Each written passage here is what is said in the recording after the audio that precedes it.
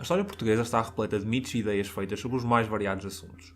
No entanto, estes mitos, que facilmente perduram na mentalidade coletiva, muitas vezes acabam por contribuir para a desinformação no que diz respeito à história do nosso país. Por isso, neste vídeo, vamos analisar 3 mitos da história portuguesa e tentar perceber o que é verdade e o que não é. Antes de começarmos, não se esqueçam de fazer like e subscrever. Mito número 1.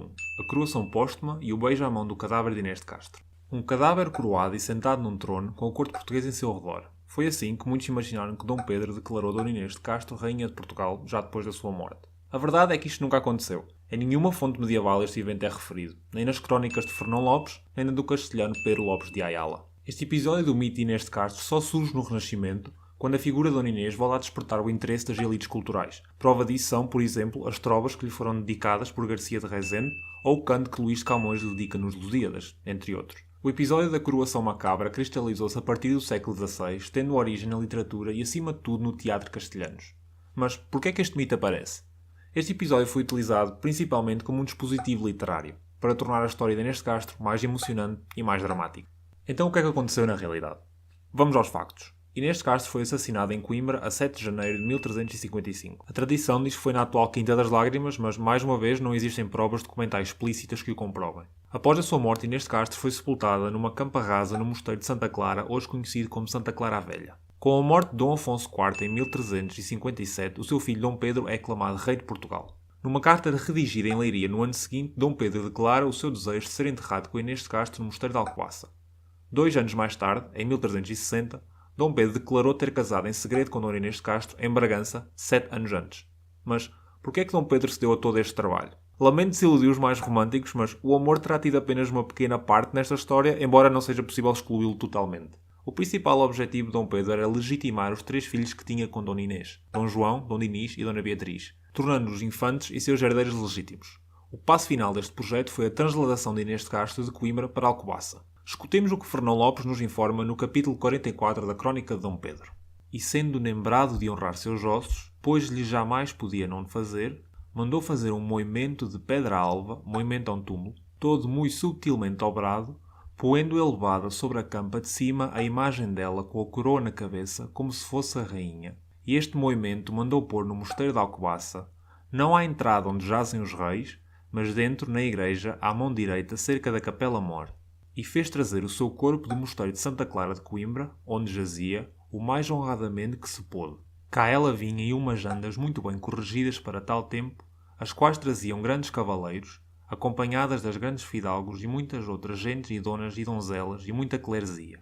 Pelo caminho estavam muitos homens com círios nas mãos, de tal guisa ordenados, que sempre o seu corpo foi por todo o caminho por entre círios acesos. E assim chegaram até ao dito mosteiro, que era dali 17 léguas, onde com muitas missas e grandes solenidades foi posto naquele moimento, e foi esta a mais honrada transladação que até àquele tempo em Portugal fora vista. Ou seja, depois dos 2 a 3 dias em que se calcula ter demorado a transportar o corpo de Inês de Castro para Alcobaça, este foi simplesmente depositado no túmulo com grandes missas e solenidades, portanto, nada de coroação e nada de beijo à mão do cadáver. Mito número 2. A Batalha de Aljubarrota e a técnica do quadrado. Para o segundo mito, mantemos-nos no século XIV, mas avançamos algumas décadas, mais precisamente para 14 de agosto de 1385. Na batalha conhecida como de Aljubarrota, defrontaram-se os exércitos português e os seus aliados ingleses, com o castelhano e os seus aliados franceses no chamado Campo de São Jorge, a alguns quilómetros a sudoeste da atual Vila da Batalha. Muitas vezes é repetido que os portugueses conseguiram vencer a batalha contra os castelhanos através da utilização da técnica do quadrado, supostamente ensinada pelos ingleses aliados dos portugueses. A verdade é que nem sequer existe uma definição rigorosa para a técnica do quadrado. Nas palavras do historiador João Gouveia Monteiro, um dos grandes especialistas na história militar medieval portuguesa e na Batalha de Aljubarrota, esse quadrado, em bom rigor, nunca existiu.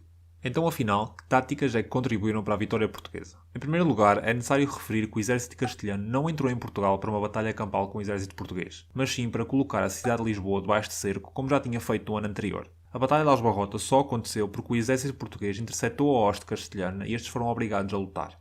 Os portugueses escolheram o local da refrega e a sua posição no campo de batalha, o que lhes deu uma grande vantagem logo de início. A hoste portuguesa estava maioritariamente apiada, ao contrário do exército franco-castelhano, que apostou fortemente na cavalaria. Entre os homens a pé, o exército anglo-português contou com besteiros, maioritariamente portugueses, e os famosos longbow ingleses. Além disso, como os portugueses escolheram o campo de batalha, puderam ainda prepará-lo, recorrendo a táticas como abastizes, fossos e tocas de lobo. Outros fatores que contribuíram para a vitória portuguesa foram a rivalidade e a desconfiança entre castelhanos e franceses e o cansaço do exército castelhano depois de um dia inteiro de exercícios militares numa zona descampada em pleno agosto. Aliás, no momento da batalha, que ocorreu por volta das 6 da tarde, grande parte da coluna castelhana ainda nem sequer tinha chegado ao campo de São Jorge e muitos nem sequer chegaram a ver a batalha, que se calcula ter durado mais ou menos cerca de 1 hora. Estas são as verdadeiras táticas e motivos da vitória portuguesa, e nem sinal da técnica do quadrado. Mito número 3. Dona Catarina de Bragança e o chá das 5 inglês. A tradição diz que foi Dona Catarina de Bragança que introduziu o chá em Inglaterra quando o seu casamento com Carlos II em 1661. Neste caso, o mito não está muito longe da verdade, mas não é correto dizer que Dona Catarina introduziu o chá em Inglaterra.